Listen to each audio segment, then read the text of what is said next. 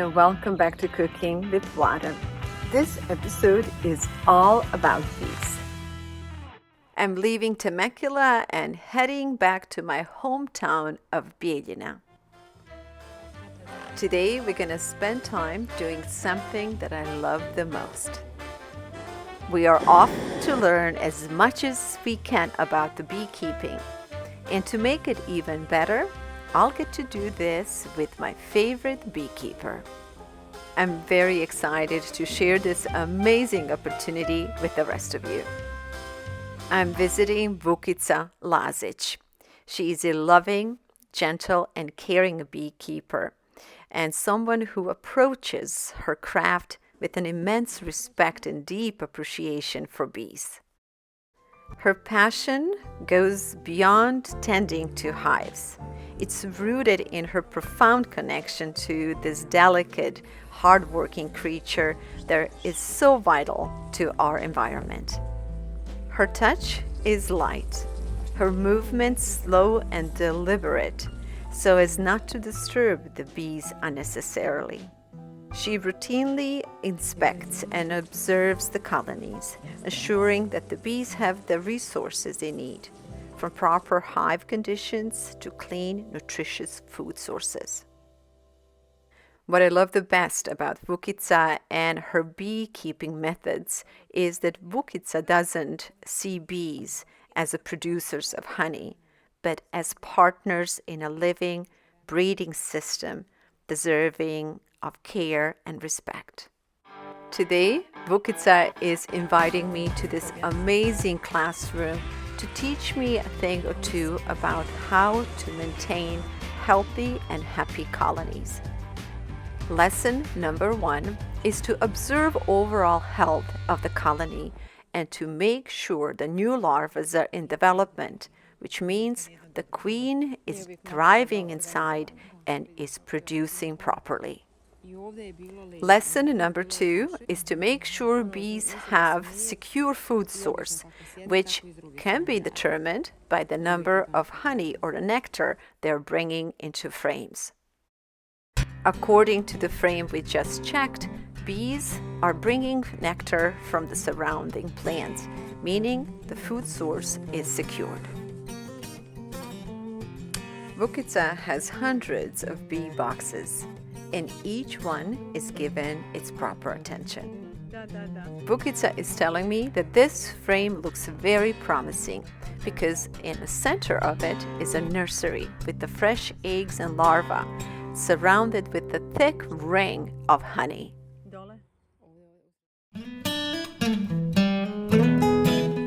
She was pleased to say that there was quite a bit of honey in frames.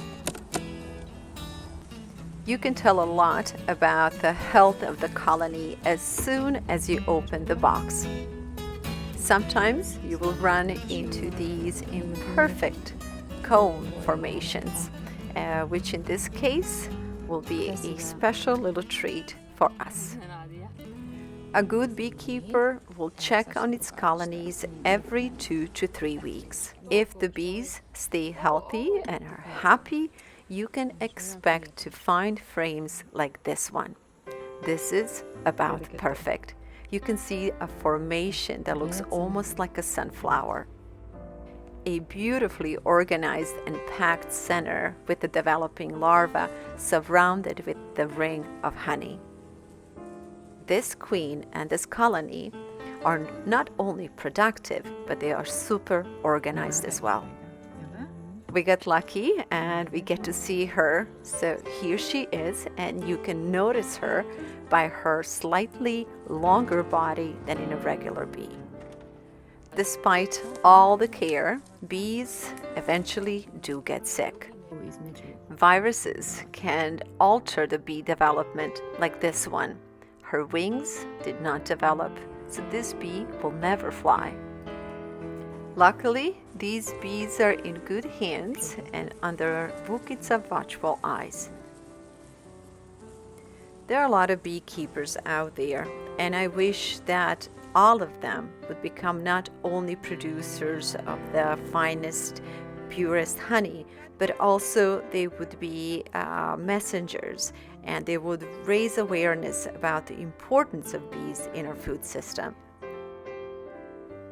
Bees are facing a range of significant challenges today, which are threatening their population and our food system and biodiversity. One of the biggest threats are pesticides and chemicals. Others include habitat loss, climate change, parasites, and all sorts of diseases, monoculturing farming, which in return provides a poor nutrition for bees, not to mention human activity and overharvesting. I'm sure that you will agree that this incredible creature deserves our best efforts to ensure that it will continue to thrive in this world. By the way, take a look at this frame. Do you see these chambers, elevated chambers? These chambers contain drones. They're slightly bigger than a bee, so their chambers are slightly elevated. This nursery is full of new larvae, which means that nursing bees have their hands full. Did you know that not every larva is fed with the same food, and that only queen larva is fed with the royal jelly? Worker bees are usually fed with the nectar and pollen. Here are some worker bees being born right in front of us.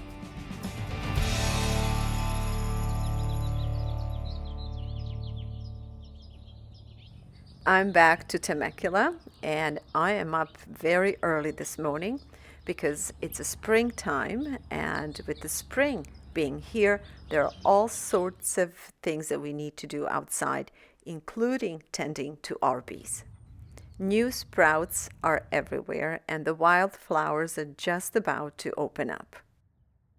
Seedlings for my garden are already getting big. Most importantly, flower season is ahead of us, which means I better check on my beehives.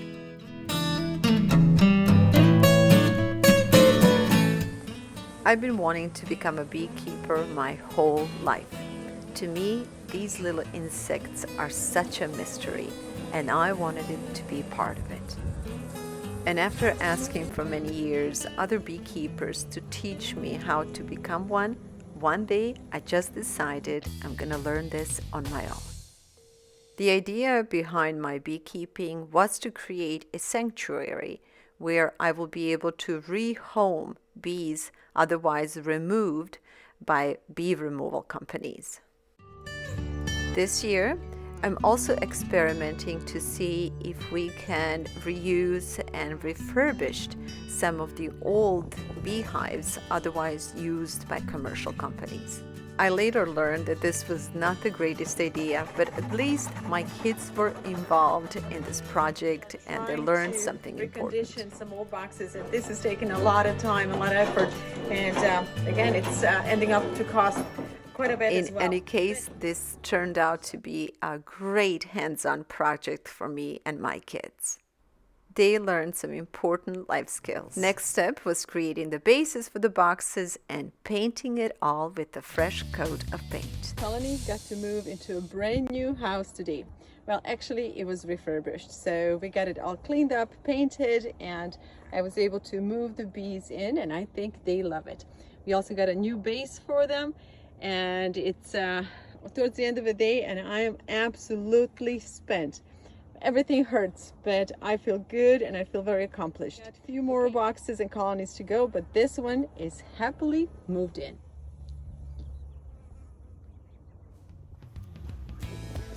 And since this whole episode is about bees and honey, the most natural recipe will be something containing honey.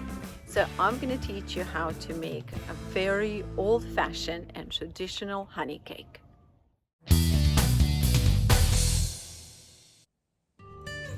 Go through ingredients which are very simple.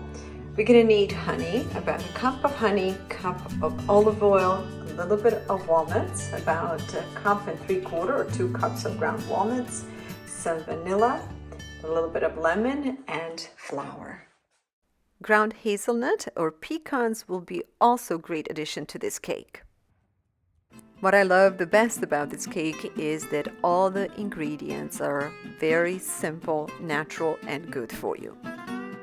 We'll start by pre-measuring cup of raw honey and cup of a very high quality olive oil, or in my case, I'm using hazelnut oil. I picked up this bottle when I was in France last year and I've been saving it until today. Now we're going to bring honey and olive oil to a lukewarm temperature and we're going to blend them in really well together before we add egg yolks. Normally you need 6 large egg yolks for the recipe, but since my chickens are so little and they're laying such a small eggs, I'm going to use few extra eggs. Whip the egg yolks into the honey and olive oil mixture. Add some vanilla per taste and a little bit of nutmeg, just a pinch. And then we're going to add some lemon zest. Lemon zest is per your taste, but I would suggest not to use more than half a lemon juice and about half a teaspoon of baking soda. Blend it all really good before adding about 2 cups of ground nuts.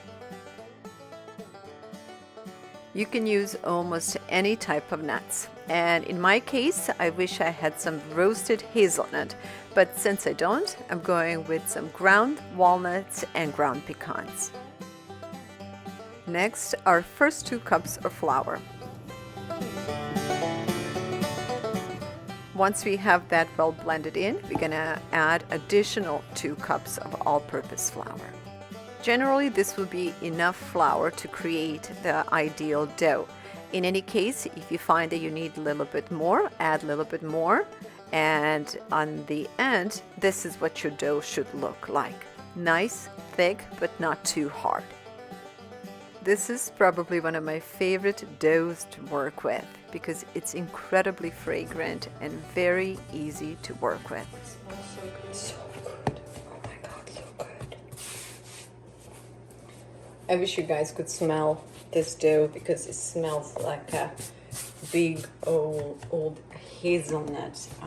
It smells like Nutella, that's what it smells like, but much better Nutella. It smells pure because the way this oil was made, it's incredible. This is an old-fashioned oil making. It's a first draw, it's a cold press. It goes directly out of the hazelnut, and I just thought this was the perfect idea and the best way to use it. There are very few places in the world that still make oils like this. So the dough smells so good. I feel like you can just eat the dough itself. And as you can see, the dough is very, very easy to work with.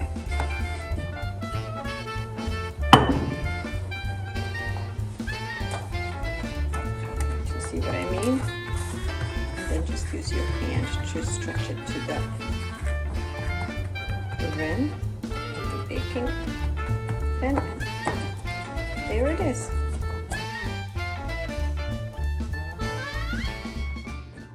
Bake it on 350 for about 15 to 20 minutes depending on your oven.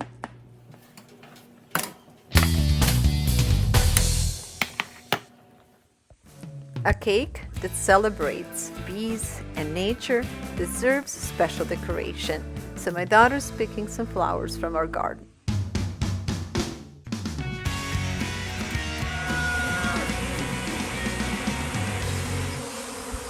This was my yard just a few days ago. My yard is full of bees. They are on a move. Spring is the time when bees will swarm, and one of my hives is in the middle of it. Normally, I would let the swarm go to nature and start the colony somewhere else, but this year I'm going to try to capture them. I need to figure out how to get them from there to the box. As I was contemplating on what would be the best way to do this, something extraordinary happened. The swarm decided to return back to the original box.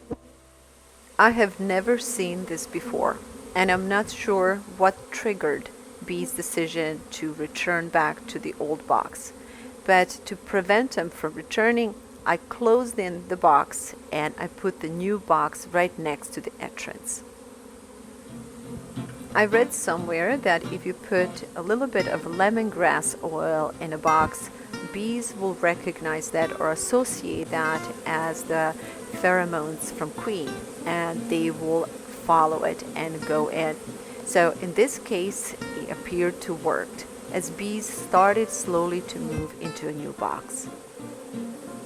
I'm not sure if it was lemongrass oil or simply bees found a different entrance that was close enough to original. Soon they were all moved in and I was able to move them to a new location. A new colony like this is very vulnerable, especially to ants, and that's why stand is submerged in jugs of water to prevent ants from attacking them. Away from the old box and all safe and sound. The evening is ahead of us, which is also a good time for new colony to reorganize and to regroup.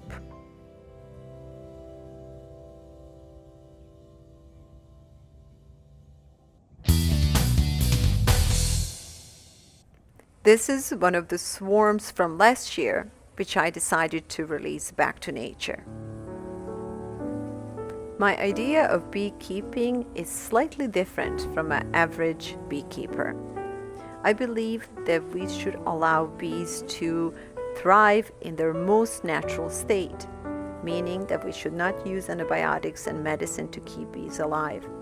Instead, one thing that we can do for bees is not to rob them of their honey. In the years that I've been beekeeping, I have learned that if I allow my colonies to keep most of their honey, they will survive winters much better and arrive in spring healthy and ready to pollinate. By the way, do you see a queen sitting on the left? Did you know the queen is not one who makes the decisions for colony? It's all of these little workers who do. There's something spiritual about this insect. To me, the bee is a divine marvel of nature. It's a tiny winged alchemist that transforms the fragrant nectar flowers into golden honey, liquid flowers and sunlight kissed by heaven. Every movement it makes, every cell it crafts, it's a testament to sacred geometry and divine order. From its humble buzz emerges not just honey, but wax for the light, propolis for healing, and pollen for life itself. Everything it touches becomes a gift, sweet, pure, and eternal, as if blessed by the hand of the divine.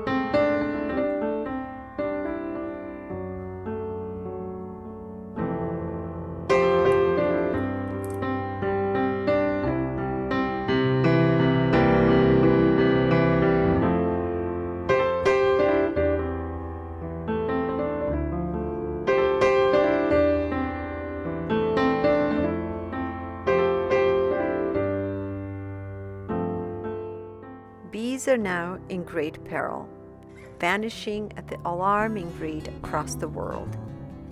Pesticides, habitat loss, diseases, and climate change are unraveling the delicate web they sustain. Each silent hive and empty flower speaks to a deeper loss, not just of bees, but the balance beauty, and the very breath of nature. Without them, our world dims, and the golden miracle they bring begins to fade.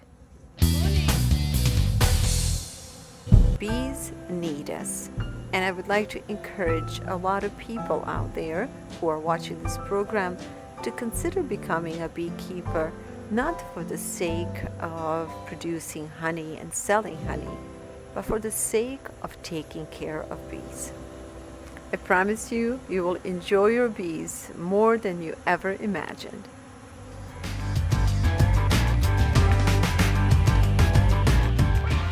When you take care of bees, bees will take care of you.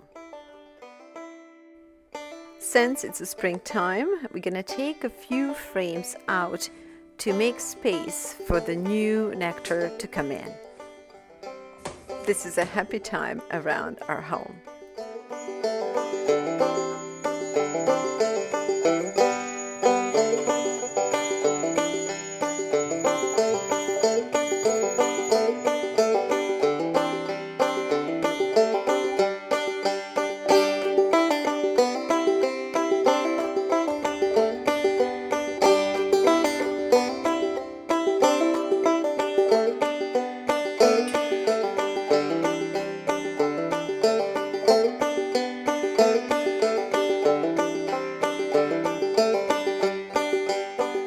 Depending on the weather and what kind of spring we had and the number of colonies we are taking care of, some years we can take up to 10 to 15 jars of honey. Other years we will take none. Somehow there's always enough for our family and a few extra for our friends. None of our bees' honey is ever sold. Let's go back to our cake making. So far we have the cake layers done, and now we're going to focus on preparing the meringue. Now this part will be a little bit tricky because I don't have the measurements for the meringue. I have a few extra egg whites and I usually whip it just by feel. But for you, you should have about 6 egg whites, and I would suggest to go online and do some research how to make a perfect egg white meringue using 6 egg whites. One tip is that once you're done, your meringue should look something like this, and it should be very firm. Cake layers are ready to come out, and as you see, they're coming out very easily because prior to putting them in the baking pan, I have put a little bit of olive oil and flour. And if you do so, they will come out just as easily for you. Normally, I would wait for the cake to cool off before I would assemble it. My daughter is due to go back to college in about a half an hour, and I'm rushing to get this finished because I want her to take some of this cake with her. This truly is one of the oldest Serbian cake recipes. Its simplicity and all natural ingredients come from the fact that people will create recipes around the ingredients they could produce themselves. Back then, people didn't have electricity and fridges, and that's why this cake does not need to be kept in fridge. In fact, it was meant to be kept on room temperature so that hard honey cakes will turn soft. If you think about it, everything in this cake besides some sugar we used is good for you. Now I'm going to do something unthinkable, or something that you should not do. This cake should not be cut at least for 24 hours, 48 hours preferably. But since my daughter is leaving, I'm going to go ahead and cut into it. I want to send her half of this cake. And as you saw, we assembled it while it was still hot. That's another big no-no. Ideally, you want to wait till these cake layers are cool But circumstances change rules, and so today I'm rushing, and I'm just gonna ask my daughter to let it sit once she gets back to college and let it settle. Okay. Oh, this looks good. So as it settles, what's gonna happen is that these white layers will actually disappear. They'll become very small because they will be absorbed by the cake itself. But I mean, it looks good, and I wish we didn't have to cut it this early, but I do want a girl to have some, and hopefully it will turn out good. A slice of this cake alongside of a freshly made cup of coffee and a mixture of honey and some pollen is my favorite breakfast, and bees love it just as much. Part of my mission and effort as a beekeeper is to educate younger generations on how important bees are and how wonderful beekeeping can be. It is amazing how much we can change within just one generation, assuming we are willing to try.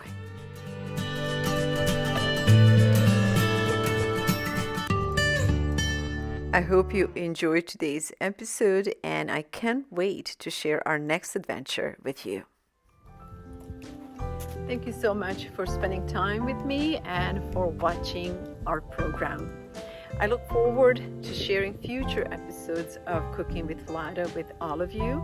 And in fact, I just returned from Tuscany last week, where we filmed a mini series on amazing places and delicious recipes. I look forward to sharing all of these with you, but until then, please stay well and take care of yourself and those around you.